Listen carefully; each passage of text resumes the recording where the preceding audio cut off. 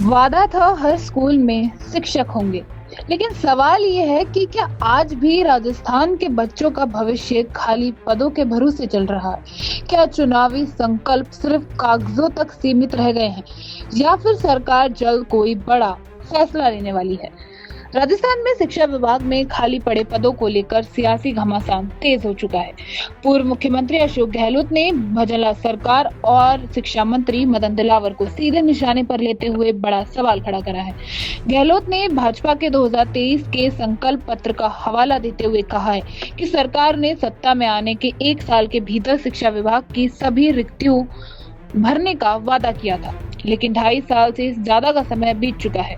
बावजूद हालात सुधारने के बजाय गंभीर हो चुके हैं। गहलोत का दावा है कि प्रदेश में शिक्षा विभाग के करीब 1.5 लाख पद खाली हैं, जिनका सीधा असर सरकारी स्कूलों में पढ़ने वाले लाखों विद्यार्थियों पर पड़ रहा है।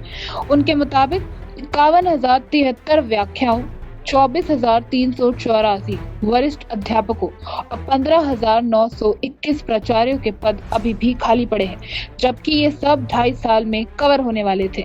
उनका कहना है कि कई स्कूल ऐसे हैं जहां एक ही शिक्षक 2-2 और 3-3 कक्षाएं संभालनी पड़ रही है।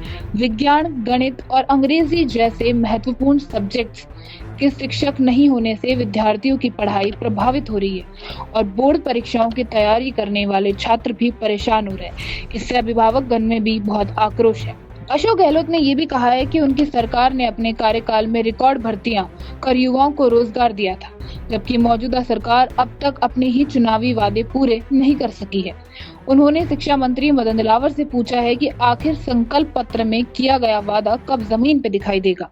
अब निगाहें शिक्षा मंत्री मदन दिलावर और राज्य सरकार पर है कि क्या शिक्षा विभाग में वर्षों से खाली पड़े पदों को भरने के लिए कोई बड़ा भर्ती अभियान शुरू होगा या फिर विपक्ष के सवालों का जवाब केवल बयानबाजी तक सीमित रहेगा, क्योंकि ये सिर्फ कांग्रेस और भाजपा के बीच की राजनीतिक लड़ाई नहीं है, बल्कि राजस्थान के लाखों विद्यार्थियों, बेरोजगार युवाओं, प्रदेश की शिक्षा व्यवस्था के भविष्य से जुड़ा मुद्दा है। अब सबसे बड़ा सवाल यही है कि क्या राजस्थान के सरकारी स्कूलों में शिक्षकों की कमी जल्द खत्म होगी या फिर ये मुद्दा भी अगले चुनाव आने तक सिर्फ सियासत का हथियार बन के रह जाएगा।